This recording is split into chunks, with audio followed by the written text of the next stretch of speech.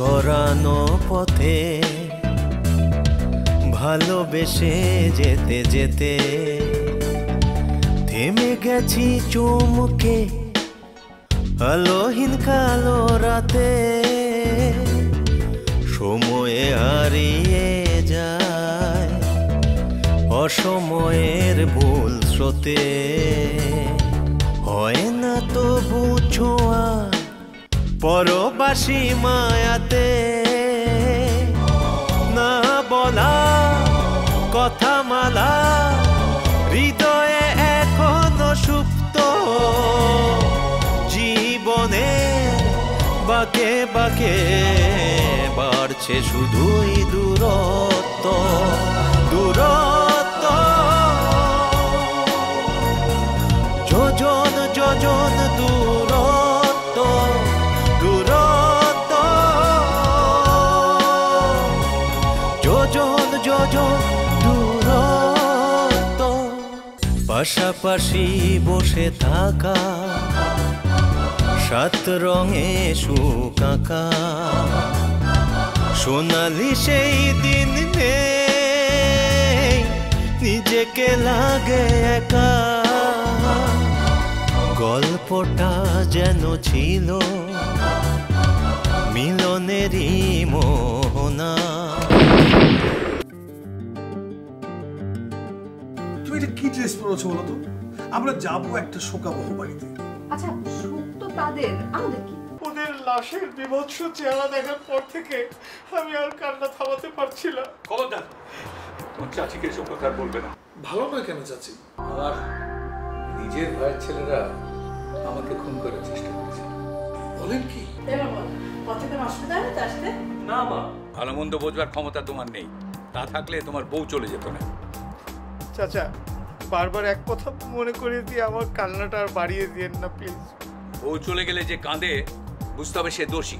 তাই নাকি চাচা? এটা তো আমি জানতাম না। এই কি ভাবছো? আমি এখন কোথায় যাব? তার মানে পালিয়ে এসেছো? একরকম তাই। এখন আমি তো ফৌজিয়াকে না জানিয়ে বাসায় তোমাকে আশ্রয় দেব না। মা তো রাজি হবেন না।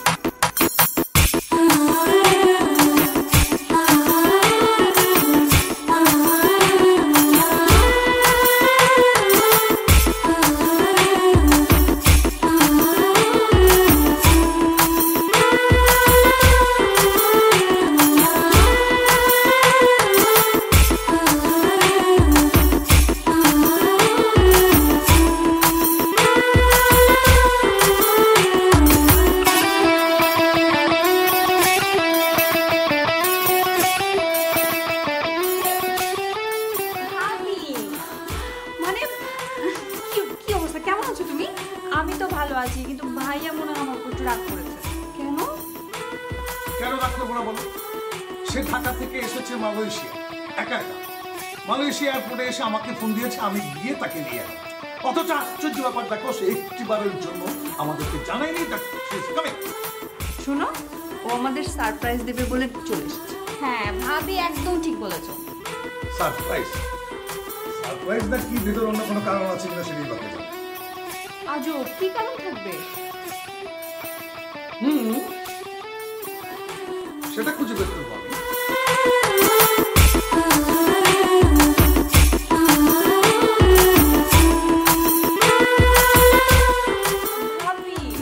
তুমি একটু ভাইয়াকে বোঝাও না।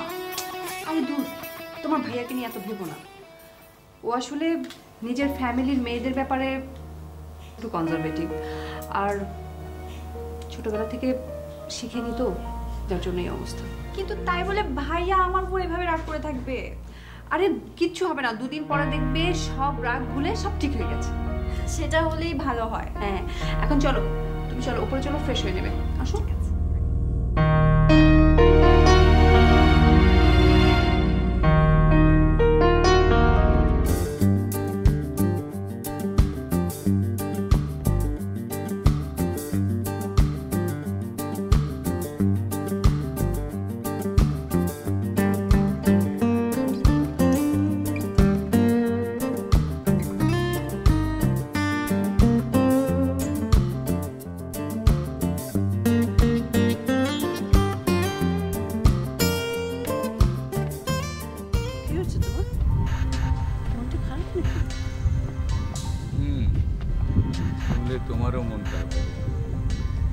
কি হয়েছে? ফৌজিয়ার 2 মেয়ে লাবণী আর মেঘলা। হ্যাঁ হ্যাঁ, কি করছো ওরা? ওরা দুজনে 2 বকাটে ছেলের খপ্পরে পড়েছে। ও মা, তারপর? ফৌজিয়ার বিশাল অর্থ সম্পদের কথা জানতে পেরে ওরা লাবণী আর মেঘলাকে মিথ্যে বড়লোকের ছেলের পরিচয় দিয়েছে। আর ফৌজিয়া সেটা জানতে পেরে ছোট মেয়েটার আগে বিয়ে দিয়ে দিয়েছে তার পছন্দের ছেলের সঙ্গে। তারপর বড় মেয়েটার বিয়ের কথা খোঁজ করছিল, সেই সময়ই ও পালিয়ে এসেছে মালয়েশিয়ায়। ওই ছেলের সঙ্গে? না, সেটা এখনো বলেনি, তবে তোমার ধারণা ঠিক হতে পারে। তো, তুমি এসব জানলে কি করে? লাবণী আমার অফিসে এসেছিল। তারপর? ওকে আমার সন্দেহ হয়, ওকে আমি বিদায় করে দিয়ে ওর মার সঙ্গে টেলিফোনে কথা বলি। ফৌজিয়াই আমাকে সব কিছু জানালো। তো ও বাসায় না এসে অফিসে কেন গেল? তোমার ভয়ে। সব শুনে তুমি যদি জায়গা না দাও। এখন কোথায় আছো? বললো হোস্টেলে ওর বান্ধবীর কাছে আছে। আমার মনে হয় না, ও হোটেলেই আছে। শোনো, তুমি একটা কাজ করো, তুমি কাঞ্চনকে ওর খোঁজে লাগাও, দেখো ওর কথায় আর কাজের সাথে কোনো মিল আছে কিনা, ঠিক না? ভালো বলেছো, কাঞ্চনকেই এখন কাজে লাগাতে হবে। চলো উঠি। হ্যাঁ,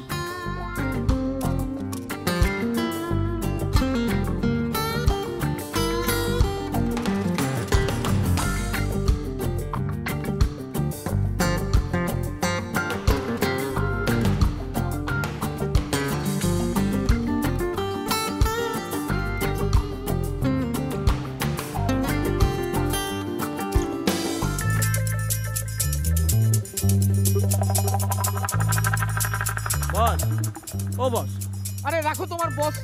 তোমার বস হয়ে আমি নিজেই এখন বস হয়ে গেছি। হ্যাঁ, আপনি যে গাছ ধরেন এই রেই ভাঙিয়া যাবো। আরে গাছ ছেড়ে এবার ডাল ধরেছিলাম, সেটাও ভেঙে গেছে। আবার কি হলো? চাচার বাসায় তার ছেলে শ্রাবণ গ্রাম থেকে এসেছে। বলেন কি?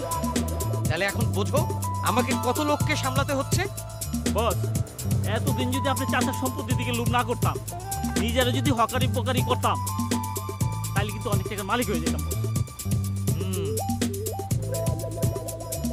আমার মনে হয় এখন তাই করতে হবে। বস, আপনার সঙ্গে থাকাটা আমার ভুলে গেছে। বিপদে পড়লে চামচিকাও হাতিকে গুতা মারে, তুমি আবার বাদ যাবে কেন? বস, কতদিন আর কতদিন এমনি অপরাধ করে যাবো আমরা, কন্ত বস? শোনো, যারা অপরাধী তারা সারা জীবন অপরাধ করে যায়, আর যারা ভালো মানুষ তারা সারা জীবন ভালো থাকে। জি বস, এইটা অবশ্য ঠিক কইছেন বস। শোনো, সুযোগ আসে সুযোগ যায়, আবার আমাদের সুযোগ আসবে, এটা নিয়ে তুমি চিন্তা করো। বস, মুগ্ধভাবের কথা আপনার মনে পড়ে না? শোনো, কি হলো, দাঁড়িয়ে আছো কেন? আসো।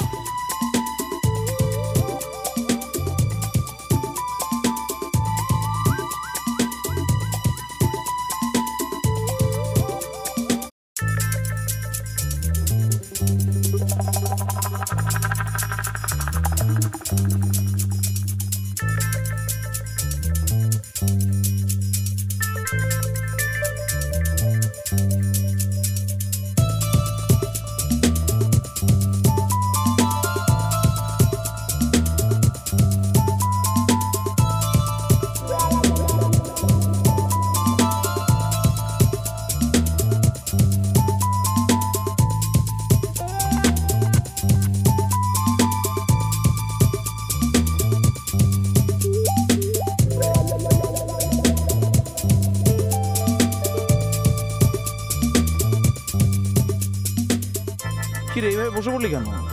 এভাবে ঘুরে বেড়ালে তো চলবে না হৃদয়, কিছু একটা করতে হবে। কিছু একটা করলে তো তখন আর ঘুরে বেড়ানোর সময় পাবো না, তাই না?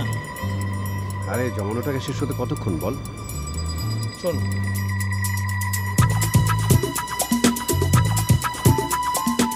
আমি সিদ্ধান্ত নিয়েছি ব্ল্যাকমেলিং এর পথ বেছে নেব। কি বললি?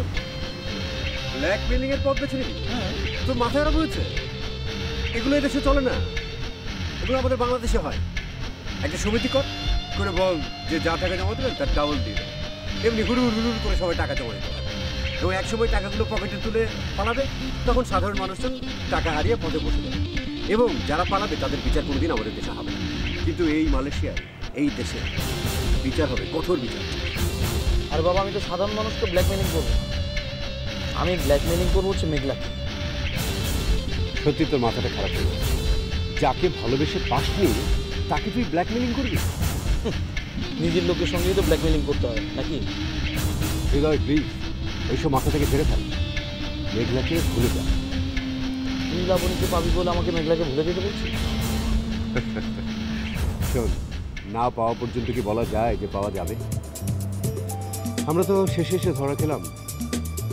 লাবণী কি বলে? আমি লাবণীকে বলেছি ও যেন ওর মামার বাসায় চলে যায়। গেছে? না। কেন? ভয়ে যায়নি, সম্ভবত ওর মামাকেও ম্যানেজ করতে পারবে না সেই ভয়। তার মানে লাবণী নিজেও বিপদে আছে। শোন, অনিশ্চিত পথে পা বাড়ালে বিপদ তো পদে পদে আসবেই। সত্যি কথা বলতে কি, আমার না কিছুই ভালো লাগছে না, বারবার শুধু মেঘলার কথা মনে পড়ছে। হৃদয়, যাতে তোর মেঘলাকে মনে না হয় আমি তার ব্যবস্থা করি। চল। কোথায়? একটা কাজের সন্ধান।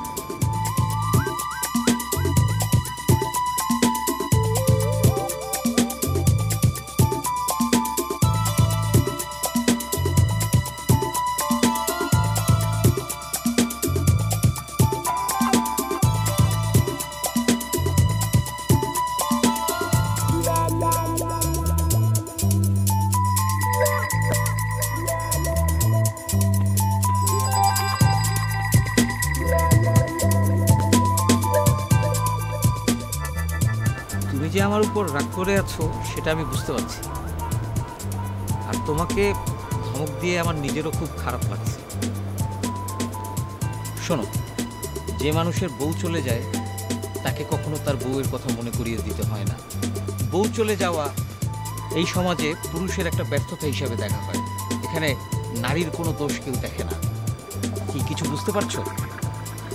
সরি বস, মুগ্ধ ভাবির কথা আর বলবো না।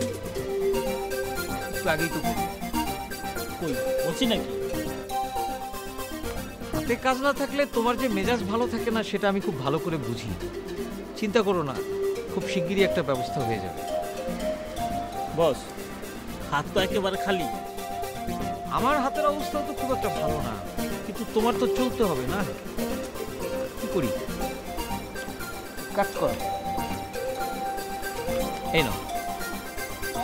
বস, মাত্র 100 রিঙ্গিত দিলেন। 100 রিঙ্গিত কম হইল নাকি? এটাকে বাংলাদেশি টাকায় পূরণ করে দেখো কত টাকা হয়েছে। বস, এটা তো বাংলাদেশ না যে ইটালিয়ান হোটেলে বৈশা কম করেছে খাওয়া যাইব। এখানে খাইতে অনেক টাকা লাগে বস, এই 100 রিঙ্গিতে চলবো না বস। আচ্ছা ঠিক আছে, এ নাও। থ্যাংক ইউ বস, এইটা দিয়ে কয়দিন চলন যাবো। তুমি মিয়া পারো মানুষের মন গলাইতে, আমি এরকম লোক আর একটা দেখি নাই। বস, কথায় আছে না, না কানলে মায়াও দুধ দেয় না। আবার কে ফোন করল? হ্যাঁ চাচা, আসসালামু আলাইকুম। হ্যাঁ কি বললেন? কাজ আছে? আমি এখনই আসছি। বলেছিলাম না চাচা ভালো একটা কাজ দেবে আমাদের। চলো এখন। বস, আপনি কাজ পাইলে আমারও লাভ, কারণ আমি কমিশন পাই। কথা কম, বলো নি।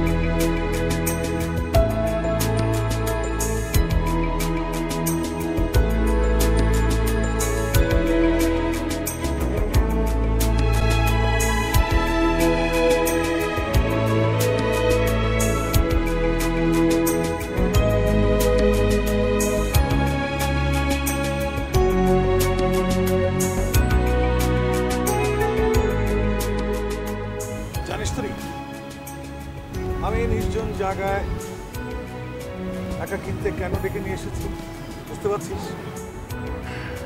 জানি আরমান ভাই যা বলেছে তা ঠিক নয়। ঠিক নয় মানে? সে তো তোর জন্য ভালো ছেলেই পছন্দ করেছিল, তোর অসুবিধাটা কোথায়? না মানে আমাদের ফ্যামিলি। আমি কিন্তু হাসির মতো কিছু বলিনি ভাইয়া। হাসির কথাই বলেছিস। শোন, তুই আমাদের দুই ভাই সম্পর্কে কিছুই জানিস না। রায়হান চাচার চাইতে আমাদের দুই ভাইয়ের সম্পত্তি কিন্তু মোটেও কম নয়। এক পাল্লায় সোনা, এক পাল্লায় তুই। রায়হান চাচা যদি সেরকম চায় সেটাও করার ক্ষমতা রাখি আমরা, বুঝলি? জানি তা তোমাদের আছে, কিন্তু ওদের যা আছে তা তোমাদের নেই। আরে মালয়েশিয়ার মতো জায়গায় টুইন টাওয়ারে আমার অফিস, অভিজাত এলাকায় আমার ফ্ল্যাট, গাড়ি বাড়ি bank balance, what not I have. আর আরমানের কি আছে সেটা তো নিজেও জানিস। আরমান হচ্ছে এলাকার চেয়ারম্যান। ব্যবসা বাণিজ্য প্রতিপত্তি জায়গা জমি কিসের অভাব? সব ঠিক আছে। আচ্ছা তুই আমাকে বলতো তাহলে তো সমস্যাটা কোথায়? আমি আমার পৈতৃক পরিচয়ে সে বাড়িতে থাকতে পারবো না ভাইয়া। ওরা আমাকে মেনে নেবে না। সব জেনে শুনে শুধুমাত্র আরমান ভাইয়ের পলিটিক্সের কারণে আমি দাম্পত্য জীবনে অসুখী হতে পারবো না। জানিস, এই একটি কথা আমি তোর সাথে একমত। কারণ আমার বাবা আমাকে বলেছিল আমি যেন তার কোনো বন্ধুর মেয়েকে বিয়ে করি, তাহলে আর আমাদের কেউ বলতে পারবে না যে আমরা যুদ্ধ অপরাধের সন্তান। এর মূল কারণ কি জানিস? আরে আমার শ্বশুরের গোষ্ঠী শুদ্ধ রাজাকার। সে কারণে তোর ভাবির সঙ্গে আমার বিয়ে হয়েছে। আমার শাশুড়ির বংশ, শ্বশুরের বংশ, এরা সবাই ছিল রাজাকার। ওই ওই একটি শব্দ শুনতে শুনতে আমার কান ঝালাপালা হয়ে গেছে। স্বাধীনতা দিবস, বিজয় দিবস যখনই আসে তখনই সাপের মাথায় মনে পড়লে যেমন সাপ মাথা নুয়ে থাকে, আমাকে সারাটা জীবন সেভাবে মাথা নুয়ে থাকতে হয়। তাহলে বলো আমি কি করে আমাদের বিপরীতে থাকা একটা মুক্তিযোদ্ধা পরিবারে যেতে পারি? আমি আরমানকে বলবো, তোর যুক্তির কথা আমি ওকে বুঝিয়ে বলবো। আমার বিশ্বাস সে উপলব্ধি করতে পারবে। তুমি এত সহজে যে কথাটা বুঝেছো বড় ভাইয়া, আরমান ভাই সে কথাটা বোঝে না। ওর বয়স কম, তাছাড়াও গ্রামে বসবাস করে, ভিলেজ পলিটিক্স করে। ওর দৃষ্টিভঙ্গির সঙ্গে তো আমাদের দৃষ্টিভঙ্গির মিল খাবে না। কিন্তু বল, তোকে অশান্তিতে রেখে আমরা কি শান্তি পাবো? এই ধরনের সিদ্ধান্ত গ্রহণ করাটা হবে একেবারেই বুমেরা। তুমি আমার কথাটা বুঝেছো, সেজন্য তোমাকে ধন্যবাদ ভাইয়া। ঠিক আছে, চল একটু দিক থেকে ঘুরে আসি, মনটা ভালো লাগে।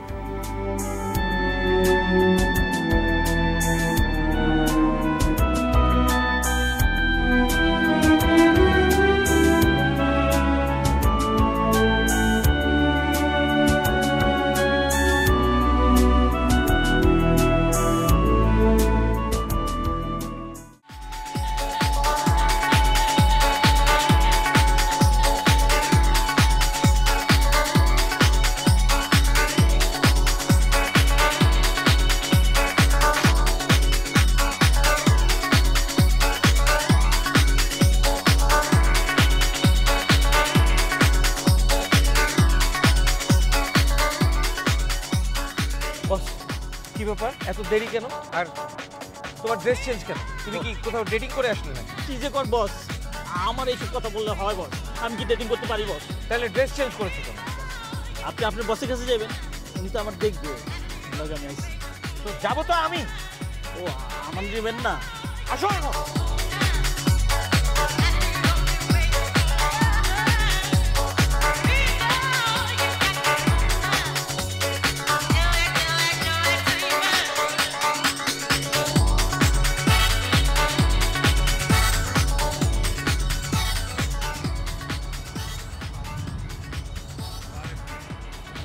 দেরি, আমি কখন থেকে বসে আছি।